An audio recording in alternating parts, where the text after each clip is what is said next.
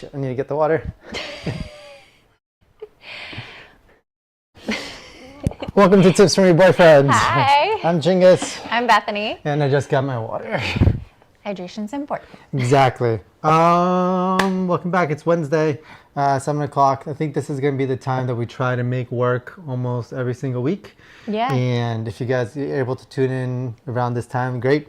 Otherwise, we'll try to see you at another time during the week that we can stream. But what are we going to talk about today?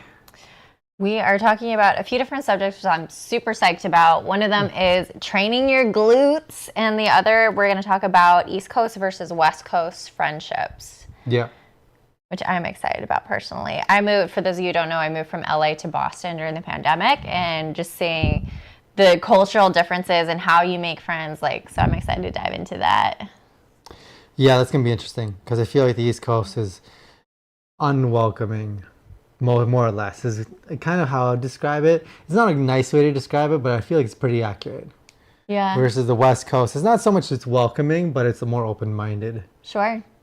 So the West Coast is not unwelcoming, but it's not welcoming, but people are open-minded about things. Versus the East Coast is just very much unwelcoming. Cold-hearted. Just kidding. No, I wouldn't go that far. No, it's not cold-hearted. Not at all. We'll dive into this one later. Yeah, exactly. Yeah. All right, let's start off with glutes. Training glutes. All right, next. So I think the reason why I wanted to talk about this one is because I went to the gym 3 days ago, and usually when I go to the gym, I do I do squats or I do deadlifts or I do very kind of regimented exercise, which is supposed to be not isolated, so it's supposed to use as many muscles as possible. But then even though you're going to be doing these big lifts where it utilizes and activates a lot of different muscles, you still get into the habit of doing the same exact motion every single time. And so those muscles get used to it.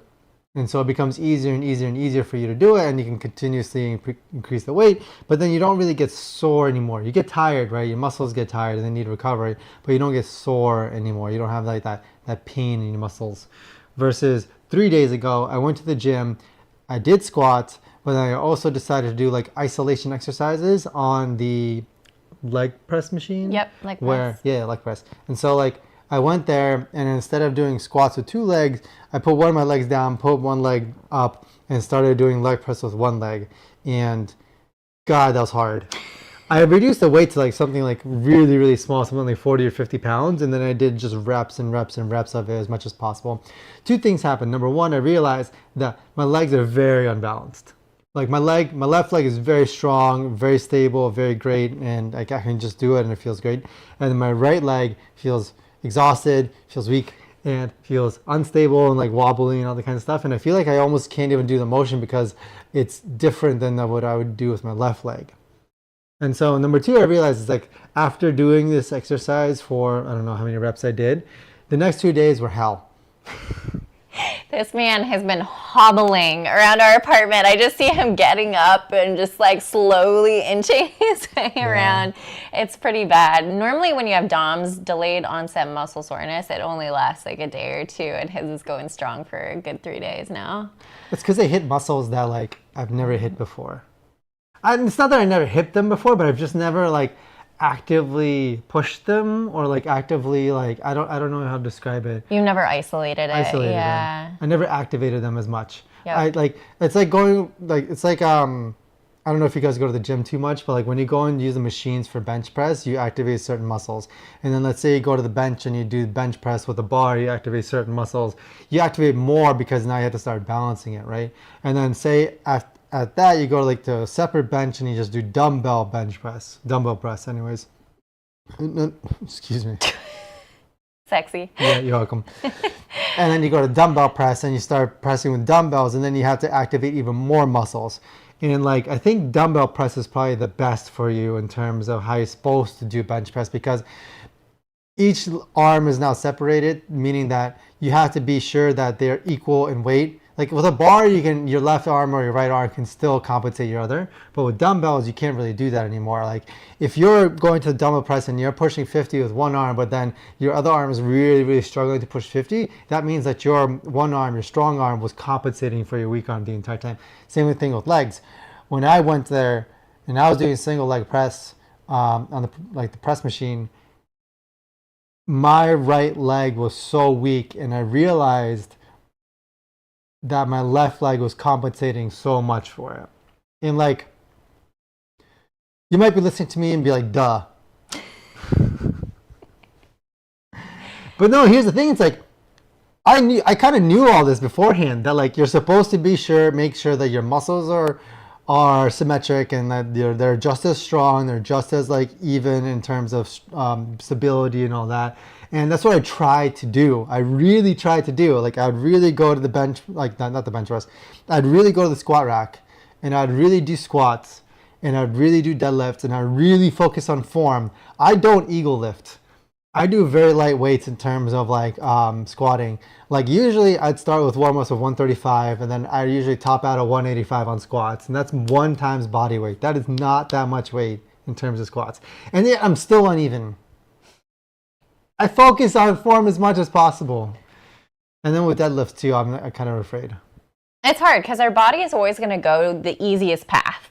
Our bodies are smart, and so if it knows a shortcut, it's going to take it. Path of least resistance is where it's going to go.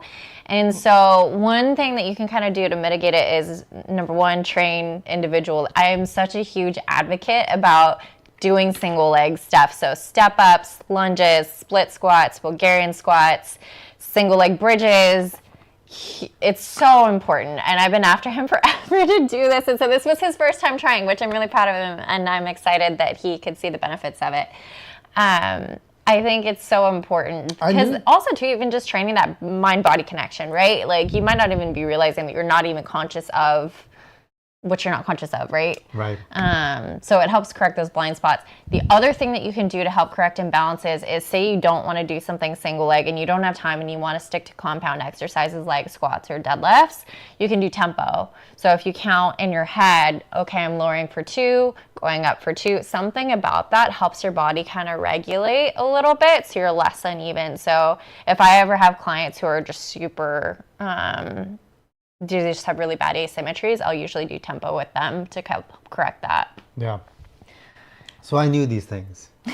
It's just that, so I don't know how, like, I think I talked about this once before. I knew these things, you know what I mean? From like a knowledge perspective, like I just knew that. People told me that, I agree with it, and I'm just like, I knew it, right? It's not till I actually did it that I actually know it now. Yeah, you're coming to Jesus moment.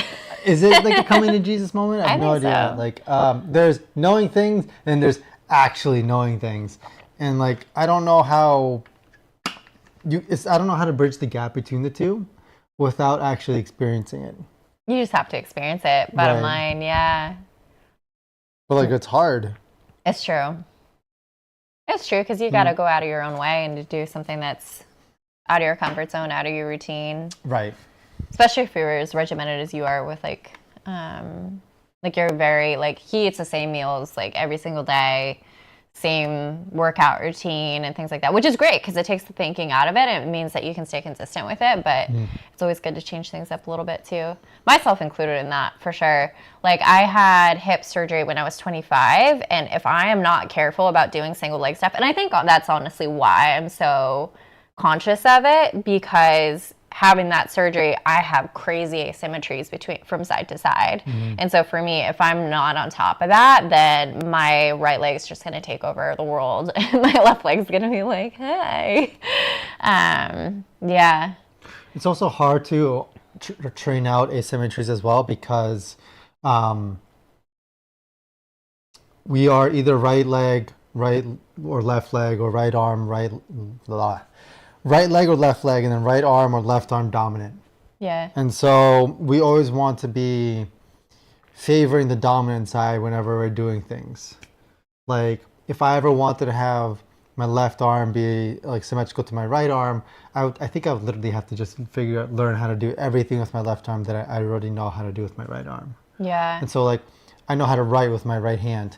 I would need to learn how to write with my left hand, eat with my left hand, brush my teeth with my left hand, just grab things with my left hand, have it become my dominant hand. And then honestly, it would be on its way to being symmetrical, because not only would the musculature in my left arm start to catch up, but like also the nervous connection between my brain and my left arm would also catch up. Same with me with my right and left leg. Like my left leg is my plant foot. That is my stable foot. And then if I ever kick a ball or do anything else, that is always my right leg, right foot doing everything. And so I feel like all my balance is on my left leg and not so much my right leg. Yeah. That's why whenever we do yoga also, if we ever have to do any sort of balancing motions or balancing moves, it's always my left leg that feels stable, and I'm always following my right leg. Yeah, interesting. I don't know why. It's like this weird thing where on my left I feel good, on my right I'm always falling to my left. Yeah. Like I'll be standing, I put my right leg down and lift my left leg, and I'm just like, what? Yeah, it's so wild when you test your balance like that, and one side is just solid and the other side's like but it's okay to have asymmetries, and I think, but there's a limit to that, right? Yeah. Like, it's normal to have asymmetries. Our organs are placed all kinds of funky inside our body, so we're never going to be perfectly symmetrical, to your point. But moving closer to that and trying to strengthen that mind-body connection so that you don't get injury is the big thing. Yeah, so it's like working out in general will be helpful in this, but doing symmetrical work or being as symmetrical as possible will help a lot with any sort of muscular imbalances, balancing imbalances, skeletal imbalances. It'll help with a lot of pain that you might have, because like, let's say like you're really favoring one side over the other, you're guarding maybe, or doing something else where you're creating an issue for yourself years down the line that you don't even know that you're creating now. Yeah. Like that happens a lot with injuries. Like say you break your left like wrist or your left ankle or something like that, and then you never try to get to a point of working back to symmetry, you're unconsciously always going to be biased towards kind of keeping your left ankle, your left wrist safe. Yeah. And so like you're going to be building these asymmetries that will come to bite you in the butt much later. I totally agree. So I do fascia stretch at a chiropractic and physical therapy clinic. And one thing I ask my clients when they come in is, hey, what past injuries do you have? And they'll tell me whatever injuries are recent. And I'll be like, okay, well, do you have any further back? And they're like, oh, well, when I was a kid, but that doesn't really matter. I'm like, but it does, because I've literally seen people where I've worked on, say, their ankle and I'll ask them, hey, did you ever have an ankle injury? Like, what happened here? And they're like, oh, well, when I was 12, I rolled it twice. Or they'll remember this thing that happened and that they didn't even realize was affecting them years and years and years later. So it absolutely is important. Yep. Yeah, to try to bring that back to asymmetry to prevent injury down the road, like you said. And also, too, like, for example, when you see someone who's, like, super hunchy or, like, crazy tilted, that didn't happen overnight. That happened over years and years and years of repetitive movements. And so just being conscious where you can. I mean, obviously, we can't control for everything. You can't control for the injuries you've had or things like that. But you can, when you have the time, the effort inside the gym or in, like, daily habits that you're doing, like when you're stretching, just being conscious of that for sure. Yeah. And then one good way of like checking for asymmetries is just going for a walk and having someone walk behind you. Yeah. It's like everybody has their own gait, their kind of walking pattern. And so like if someone watches you walk from behind and you walk as naturally as possible while somebody's walking behind you, they'll be able to kind of figure out what your gait is and like how your feet are planting, which leg you're favoring more or less. And to see if like there's any sort of asymmetries there. Yeah. It's going to be a little bit hard to tell in that sense, but there are differences between the two. Or even just doing yoga. That's another good one, like you mentioned, Yeah. because there's so much of one side and then the other, or balancing on one side and then the other, that you'll be able to feel for yourself, oh, this side feels way different than my first side did. Right. And then working out your glutes will help. Yeah. Glutes are good in general because like they are, first of all, the biggest muscle in your body, right? Pretty sure glutes are the biggest muscle in your body. And then Yes. Lats? Might be the lats. no, I think it's the glutes. I think it's the lats. We can look this Well, up. I know sartorius is the longest muscle in the body, which is one of the muscles that goes across the quad. I'm going to look this up. Yeah, look it up. So I think that, anyways, whether it's the largest, it's one of the largest, if not the largest.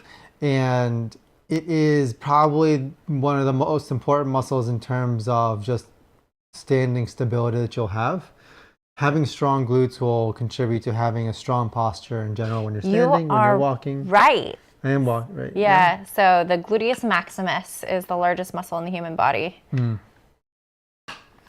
there's a reason it's the largest, because it contributes the most to your stability when you're walking and standing and running and everything. So you need large glutes. You need strong glutes. Yeah. And they're so ridiculously overlooked when people are working out. It's insane.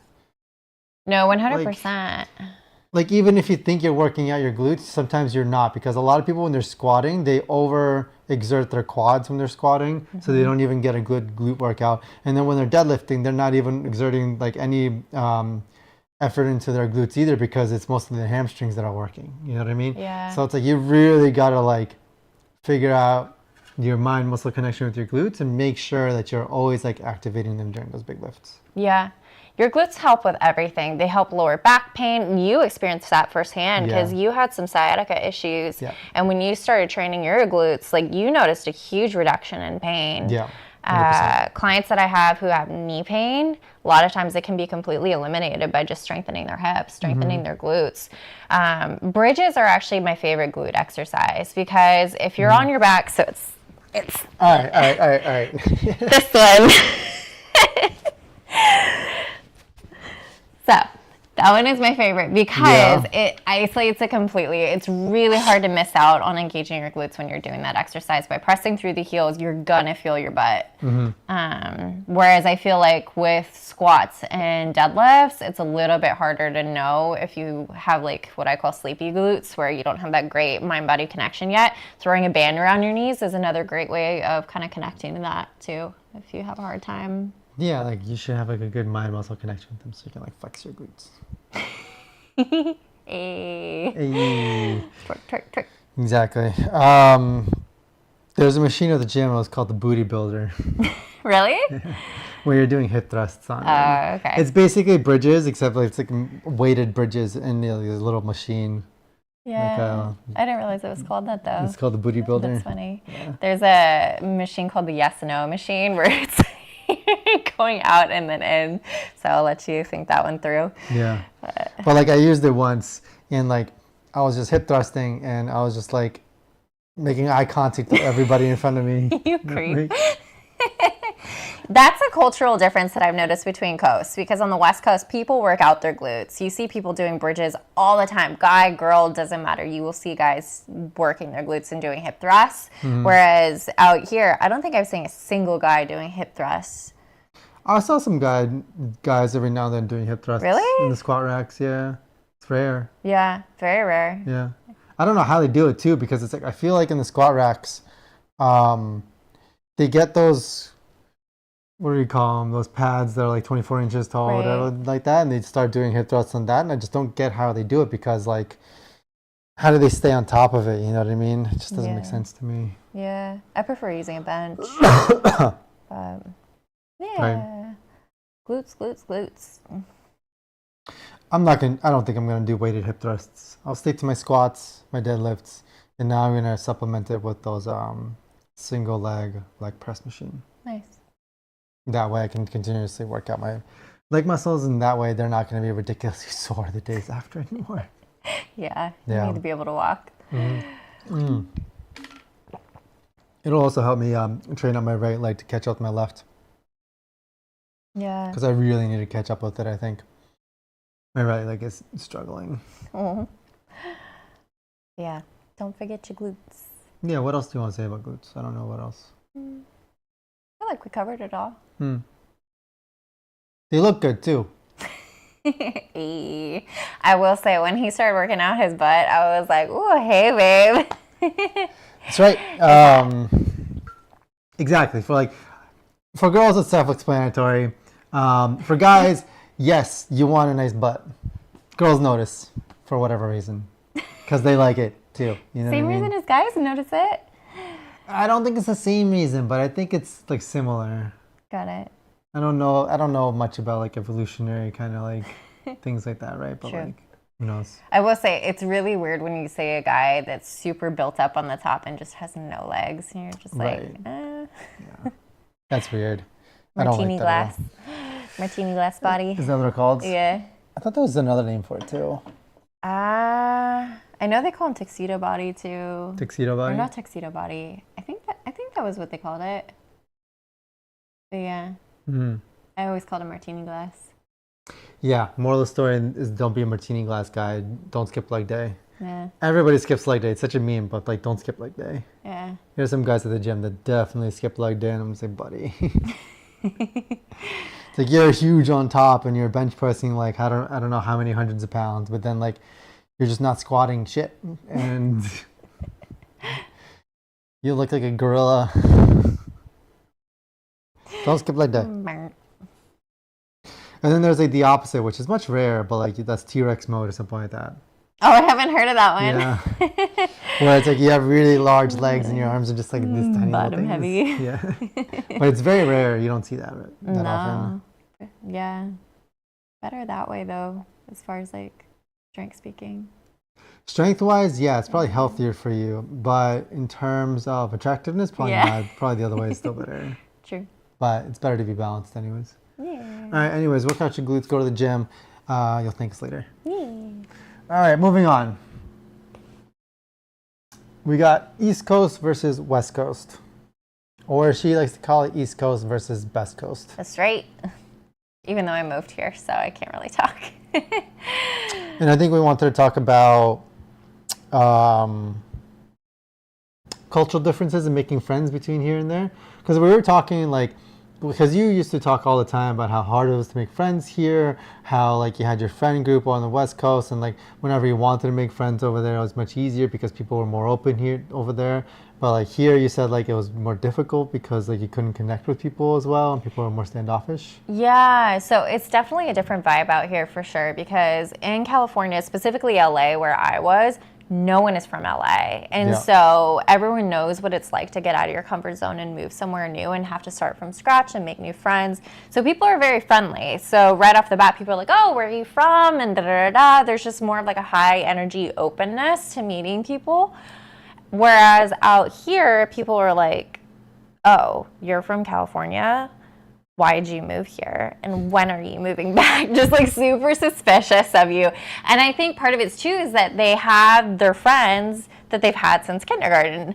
And That's so true, yeah. it's hashtag no new friends, essentially. And so when you're trying to make friends with people, they're just kind of like, I have my group. I'm happy. I don't need no one else. Like, go away. That's kind of the vibe. But yeah, it's definitely different. I will say on the West Coast, people are fast to make friends, and I wouldn't say that it necessarily goes as deep. Whereas out here, I feel like because you kind of have to earn your way into people, that like once you are friends with someone, they are loyal to you forever and ever. And I feel like there's a little bit of a depth there. Not to say that all West Coast friendships are shallow by any means. Like that, I get so annoyed when people tell me that LA people are fake. That just pisses me off because it's such a like. Although I will say like Botox, whoop. Sorry. It is a stereotype for a reason though. Yes and no. Like I will say like physically speaking, sure, there's some fake. Like I had a nose job. Everyone I knew had booze jobs. Everyone gets Botox from the time they're 23. Like. It's just a part of the culture there as far as aesthetics goes. But as far as like actually being friends, I feel like people get a really bad rap over that when it's not actually true. People are flaky. I'll give you that. I was gonna say People like, are super flaky on the West Coast. I was gonna say like you might make friends with people, but I feel like when you try to make plans with those friends that you just made, it's hard to make it's hard to make plans with them because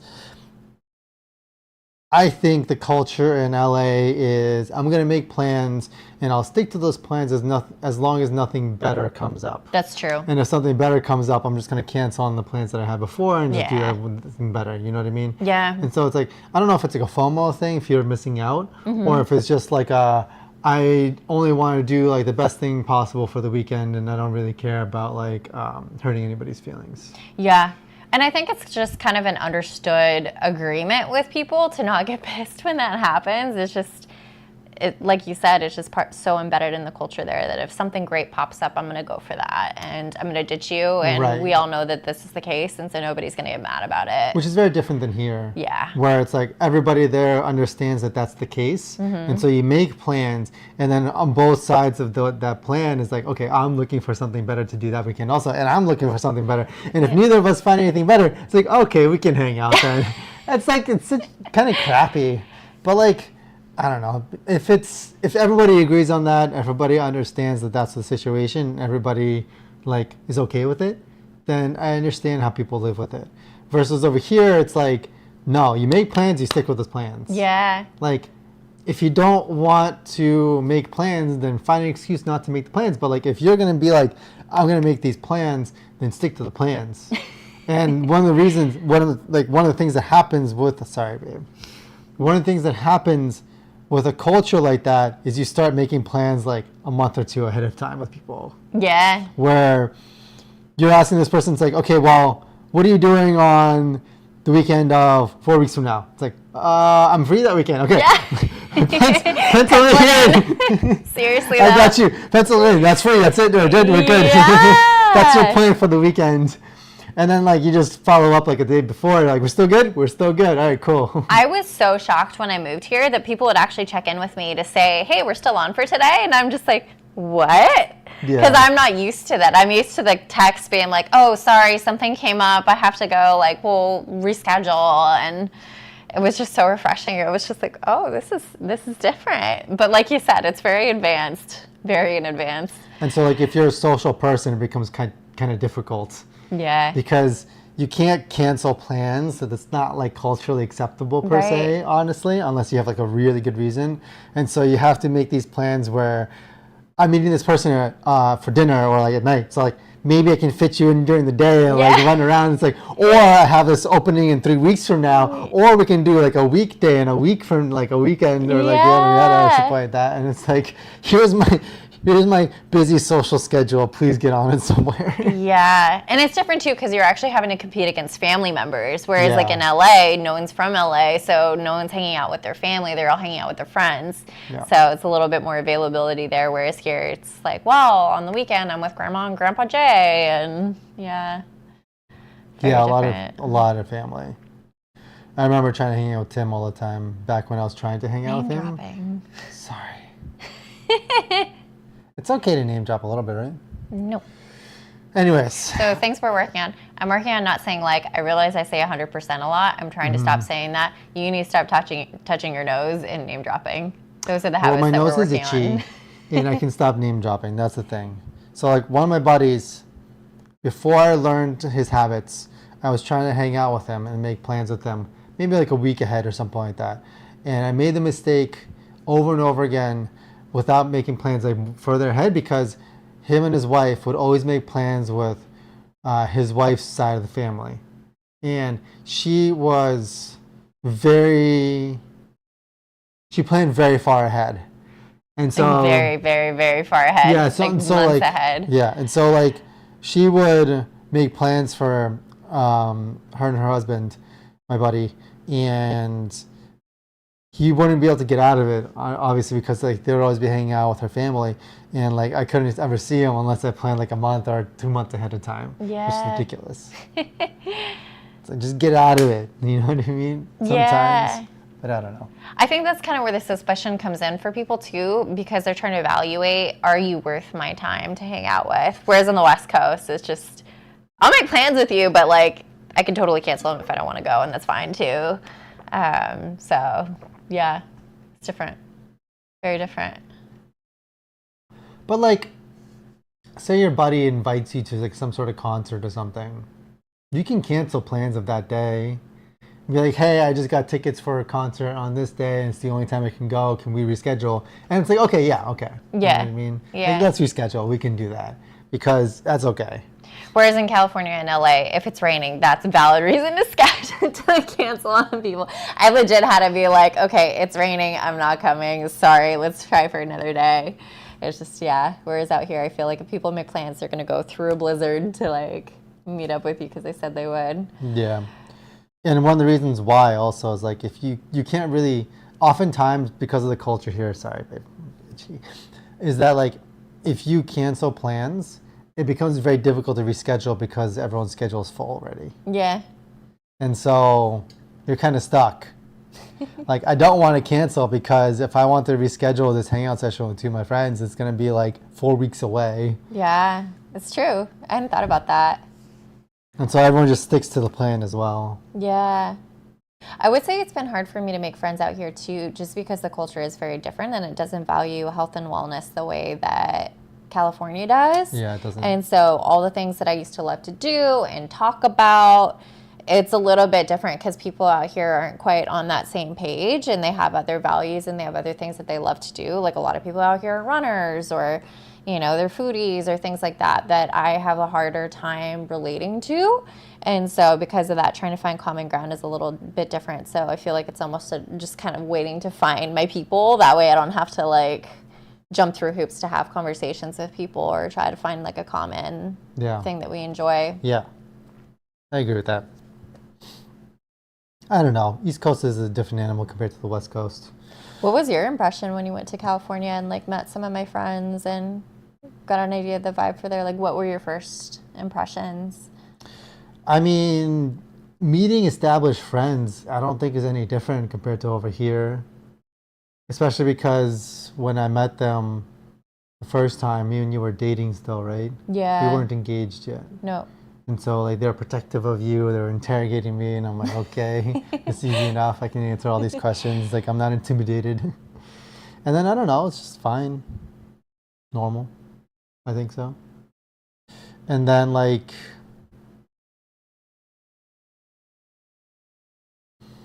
I don't know. I think it was normal. There wasn't really too much of a difference between the West Coast and the East Coast in terms of meeting your friends. I don't think so. That's true. They were very welcoming. They were very nice. Maybe on this coast, they interrogate you a little bit more about your past and stuff. On the West Coast, everything's a little more relaxed. Like they just want to hang out, talk, chit chat. And like if it comes up, it comes up. If it doesn't, it doesn't. Yeah. That's pretty much it. Okay.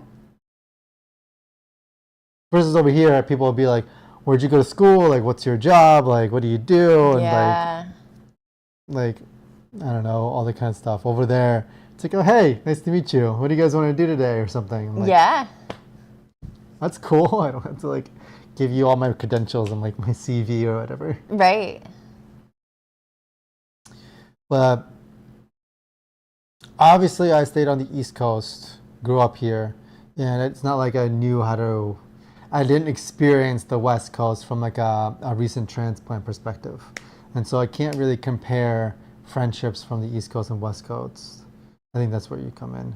Yeah. Because like you had friends on the West Coast and you came here and you started making friends here. And like you had very different experiences. Versus me, I'm just like East Coast.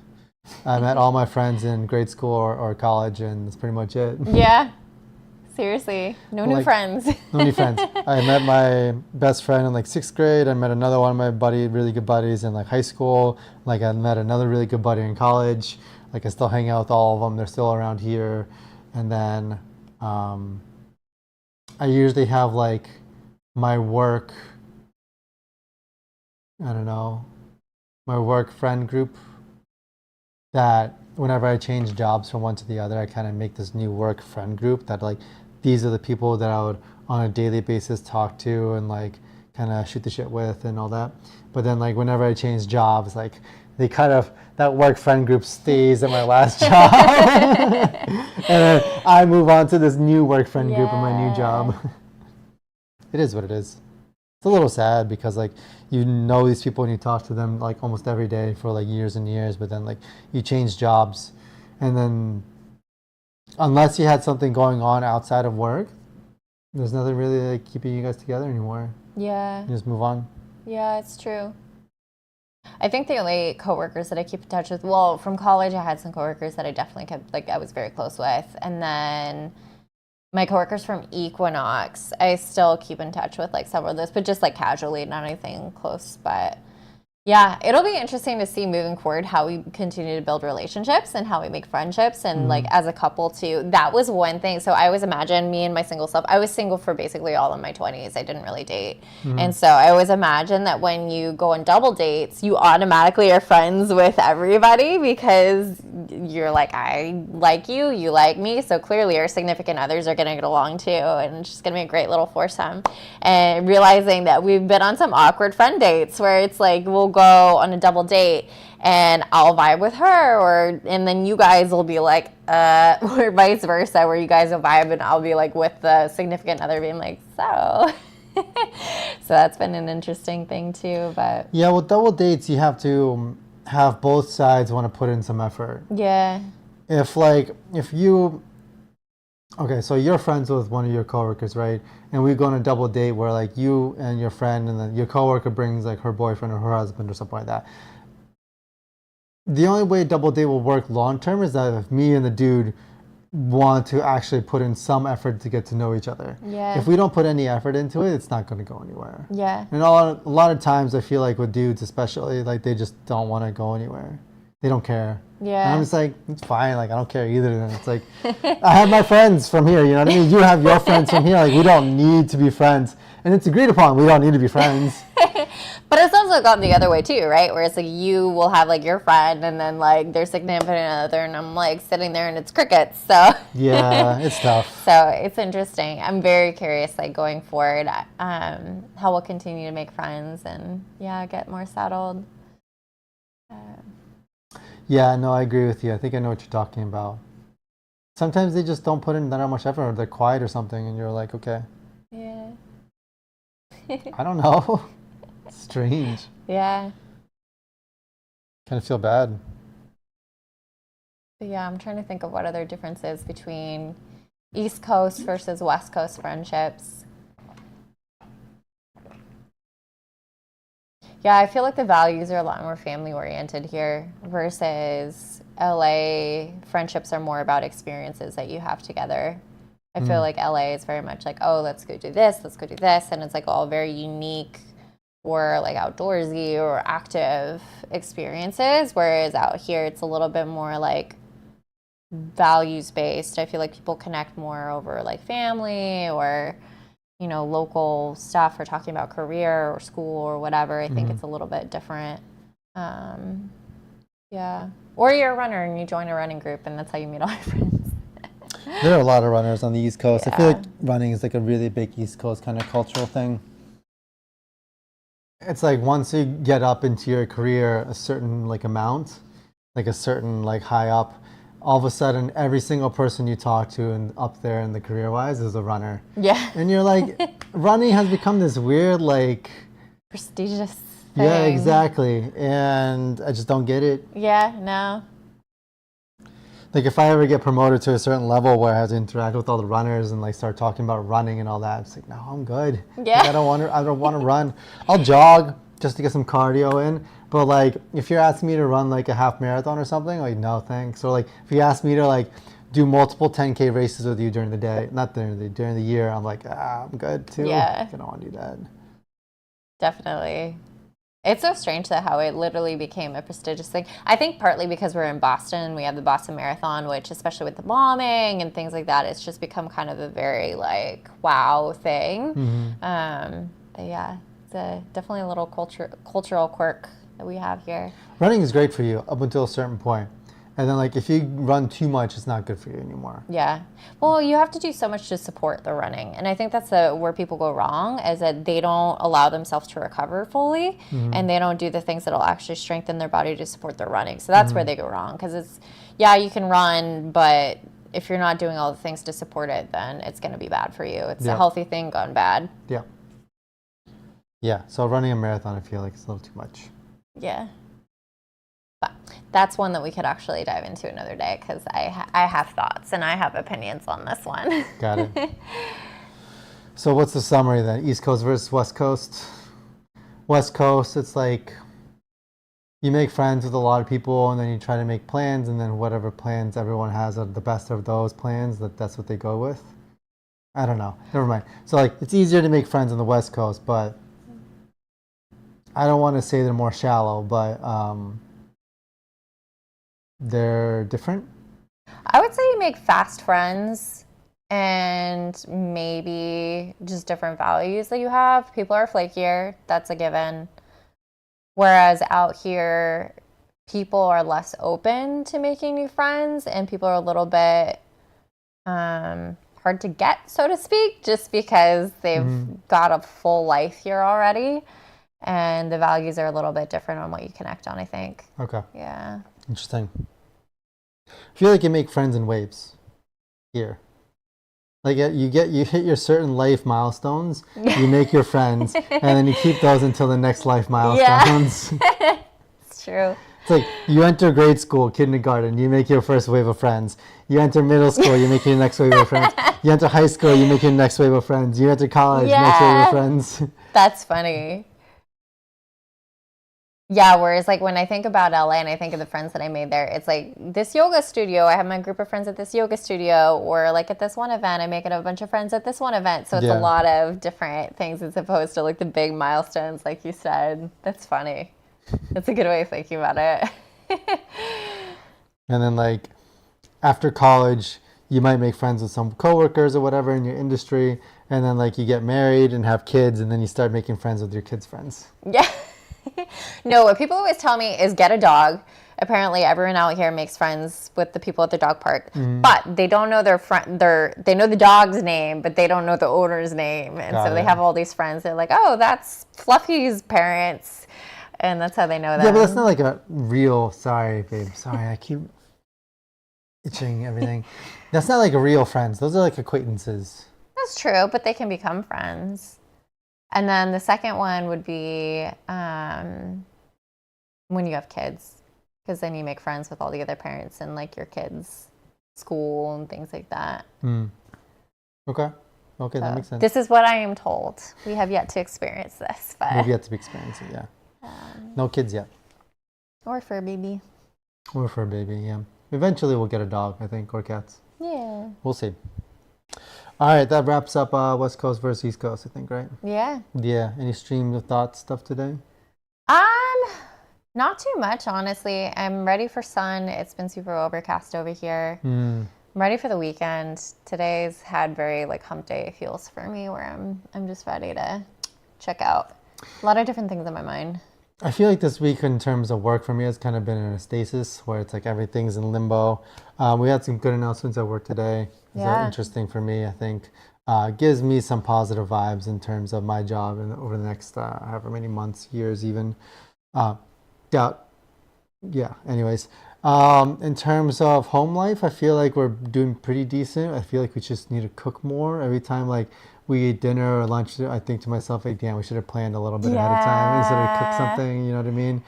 But then I think to myself, like, it's like we should just have something easy on hand that we can make in like 15 minutes too. We got out of our groove. We used to be in a really good groove about dinners, and we always had a meat, we had a veggie, we had some kind of a carb with it, and it was just so easy to throw together, and we had different meals that we kind of go to. I don't know if it's that we burn out on those or we're just not as intentional about shopping for groceries, but we fell out of it. I think it's so much easier to do that kind of thing during the summers when I can grill. Yeah. Because grilling is just so easy. I can grill up steak, I can grill up pork, I can grill up chicken, I can grill up anything. Yeah. Literally, I can grill up some swordfish or like whatever other fish you want to do. So easy on the grill. But then all of a sudden, winter hits, you're stuck indoors, it's freezing, and I don't know how to make steak on like on a skillet. You know what I mean? Like cast iron pan, like maybe I should be able to make steak on that kind of thing, but like I don't really know how. I guess I can learn. Oh, so we need to learn like sheet pan recipes. I feel like that would be the easy one. And then crock pot stuff. I always take care of the crock pot stuff, which I think I kind of burn out on the one recipe that we were doing all the time. The soup? But yeah, it's true. I make this amazing Mexican chicken tortilla soup, and it is so good. Yeah. But I think I burn out on it and making it, so I haven't made it in a while. I think it's one of those things where like we should just work past the burnout part of it and just make it kind of like a habit. Yeah. Like we can still be creative sometimes in terms of what we eat or like what we want to make, But then other times you just make a habit of just like getting up and doing it. Yeah. Don't put some thought into it. Just get into a groove of like, okay, I've made this dish 100 times. I know exactly how to make it, and then just make it. Yeah. Don't think, just do. Yeah, basically. But yeah, so cooking's on my mind a little bit. Harry Potter's on my mind. I'm kind of like enjoying it, but at the same time not enjoying it because it seems to me that like I'm looking for differences between the book and the movie. And Oh. I feel like I'm reading the story and I'm enjoying the story, but my mind is always kind of looking for those details that are differences between the two. Interesting. And it seems to me that the movies are pretty true to the books, honestly. Like with the plots, they're almost spot on entirely with the first two books. And there's not much differences in terms of like exactly what's going on. And I'm trying to find some details here and there that are different, but like there's not too much. Yeah. Like I pick up on things that are different, but like I thought there would be more. So I'm a little disappointed by it.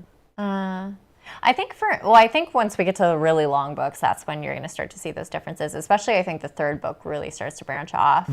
But for me, I am just enjoying reading it because I'm catching stuff that I didn't catch the first time around because I know what happens this time, right? And there are little nuggets of descriptions that she uses. Like, what was the one? It was some overstuffed vulture. Like, I don't know. She just has these really underfed vulture. She just has really unique. Where like his head looked like a something potato, and like she just has these really vivid, fun descriptions about people. And also too, just there are certain parts of the stories where I forgot certain things happen. Like you and I were talking, we're in book number 2. One of the characters is like super cranky and grumpy and kind of aloof, and I didn't remember any of that. And so yeah, it's fun to revisit. I don't remember the librarian being a character in the movies. No, she wasn't. Like at all. No. And so when I started reading more and more about the librarian and like the descriptions of it and like the how they kept going back and forth to the library, like okay, well, that's new. Yeah. But yeah, there are some things here and there that are different. But I thought there'd be more for some reason. Like when we read the it's completely different, I would say. But like when we read and watched the Saxon stories. Uhtred. Yeah. The TV series and the books were like so different. Yeah. And so I thought to myself, like, damn, like, it's wild. Well, that's because if they made a TV show based off the books, no one would watch it. They made the main character just so unlikable towards the end, where you're just like, yeah. ugh.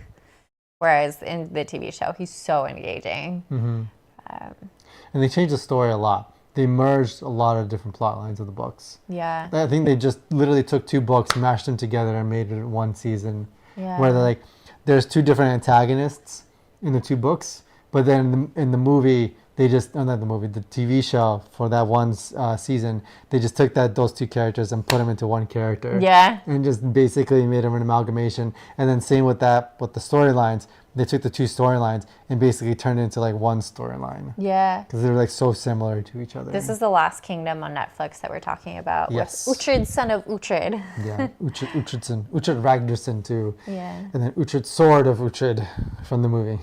Yeah. There's a movie that followed those series. Yeah. Yeah, and I really liked it. It was 5 seasons? It was. It's a really intense show, so it's kind of Game of Thrones style bloody. If you're into that, I would say it was even better than Game of Thrones. I liked it better. Yeah, faster paced and more action oriented than Game of Thrones. Well, not just that, but the character build is just so good. Like the character development is just unreal. Yeah. Yeah. Yeah. Any other thoughts? Stream consciousness? Yeah. No, not really. I think that's pretty much it for today. Work and Harry Potter. Yeah. What about you? Yeah, no, I think I'm just ready for the weekend. I feel a little mentally drained. I've had a lot of different thoughts and things on my to-do list that I'm thinking about. For me, a lot of health stuff kind of recently, and trying to figure that out and just figuring out what my body needs and how I can provide that for my body. And Yeah. And just enjoying this time that we have together too. It's been good. It's fun. Like, I really enjoy that we're doing this together. It's such a fun, creative thing that we can connect on, and always kind of thinking in the back of my mind, oh, like, what if we do this for the podcast, or what if we talk about this? And so I really enjoyed that. So today I was kind of thinking about that throughout the day, like, oh, we get to do that tonight. Yeah. So, I think it's fun. It's a nice little hobby. Yeah. Go in here just to like talk about what we think. Yeah. Get better at presenting ourselves, get better at talking to an audience, get better at talking to each other, thinking about things, organizing our thoughts out loud. Yeah, I agree. I think it's fun. It's a fun time. Oh, yeah. All right, let's wrap this up. This was episode 14. We're talking about glutes and West Coast versus East Coast. Yes. And when do you think we're going to stream next? Sunday. Probably Sunday? Yeah. Yeah, we'll probably go in Sunday, probably stream on Sunday. But we'll definitely announce beforehand. Yeah. Like we usually do. Yep. Okay. Yeah, follow us on Instagram and on TikTok at Tips From Your Boyfriend. And then I'm on Twitter at The Calliston. And I am at Bethany Calliston on Instagram. All right, sounds good. Yeah. All right, thanks for tuning in, guys. Have a good night.